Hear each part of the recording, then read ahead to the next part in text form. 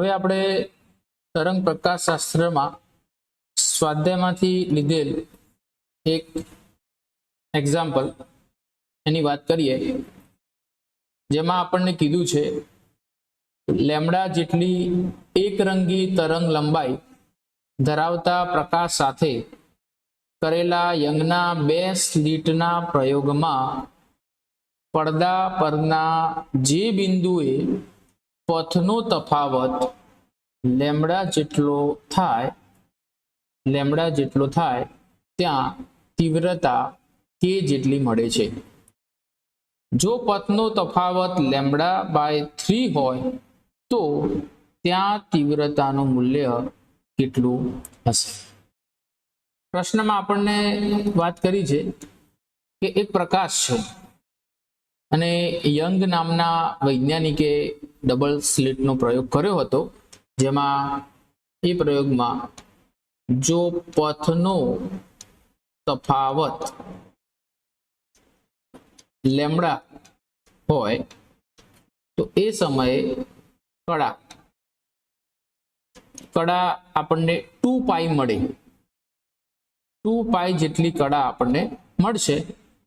હાલ આપણે તીવ્રતાની વાત કરીએ, પછી કડા પર જઈએ તો લેમ્ડા તફાવત માટે તીવ્રતાનું મૂલ્ય રકમમાં આપણને કે આપ્યું છે, કે છે જો પથનો તફાવત બદલી નાખવામાં આવે એટલે કે λ/3 કરવામાં આવે તો ત્યાં તીવ્રતા આપણને કેટલી મળશે। સામાન્ય રીતે આ પ્રકારનો કોઈ દાખલો હોય ને એમાં પણ મેથ્સના સ્ટુડન્ટ હોય તો એમની માનસિકતા હોય એ પ્રમાણે કે આને ગણવા માટે ત્રિરાશિનો સહારો લે કે લેમ્ડા માટે કે તો λ/3 માટે કેટલા ને એનાથી ગણવાનો પ્રયત્ન કરે, પણ એવું નથી મિત્રો। આપણે ફિઝિક્સ છે તો એની અંદર અમુક સૂત્રો અમુક પ્રયોગ આવતા હોય અને એનો ઉપયોગ આપણે કરવો પડે। તો યંગે જે તીવ્રતાનું આપણને સૂત્ર આપ્યું હતું પ્રયોગ બાદ, તીવ્રતા બરાબર 4I0 cos² 5/2 આનો ઉપયોગ આપણે કરવાનો થશે। I એટલે અંતિમ તીવ્રતા, I0 શરૂઆતની તીવ્રતા ને 5 એટલે કડા છે। આપણે પહેલા લેમ્ડા માટે વાત કરશું, પછી λ/3 માટે જશું। તો પ્રારંભમાં જે તીવ્રતા આપણને મળી એ 4I0।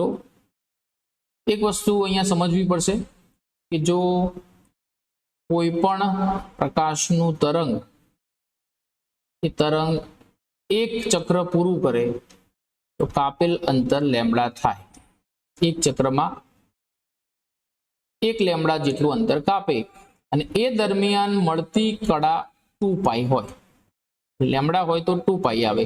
જો તમે λ/3 કરી નાખો તો અહીંયા 2π/3 આટલી કડા મળી જશે। આ કડા છે।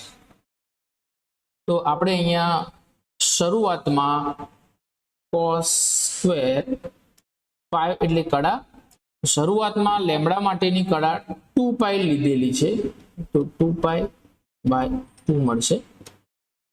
2 કેન્સલ થાય, 4I0 cos² π,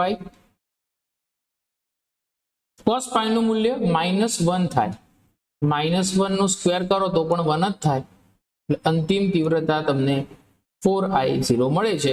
પણ અંતિમ તો આપણને કે આપેલી જ છે તો I બરાબર કે લઈ શકાય, તો કે બરાબર આપણને મળી જશે 4I0 આટલી તીવ્રતા આપણને મળે છે। હવે આ વાત કરીએ આપણે લેમ્ડા માટે, પણ જો પથનો તફાવત λ/3 હોય તો કેટલી મળે એ પૂછ્યું છે, એને આઈડિયાસ વડે બતાવી દઈએ। 4I0 સૂત્ર એનું જ રહેશે, cos² 5/2 4I0 cos²। હવે કડા જે કળા પહેલા 2π હતી એ હવે થઈ જશે λ/3 છે, માટે એના માટેની તીવ્રતા થઈ જશે 2π/3 × 2 એ થશે. અહીંયા આ બે કેન્સલ થઈ જશે તો 4I0 cos² π/3 મળશે. cos π નું મૂલ્ય આપણને ખ્યાલ હોવું જોઈએ, π/3 નું મૂલ્ય cos π/3 એટલે cos 60 જેનું મૂલ્ય છે 1/2 અને એનો પાછો હોલ સ્ક્વેર છે એટલે 1/4 થશે. 4I0 ની કિંમત k આપણે શોધેલી છે તો ત્યાં k મૂકી દઈએ અને અહીંયા 1/4 તમારા છેદમાં આવશે તો અંતિમ તીવ્રતા જે મળશે એ k/4 મળશે તમને. ફાઇનલ તીવ્રતા જે મળવા પાત્ર છે એ આપણને કેટલી મળશે તો એ આપણને મળી જશે k/4.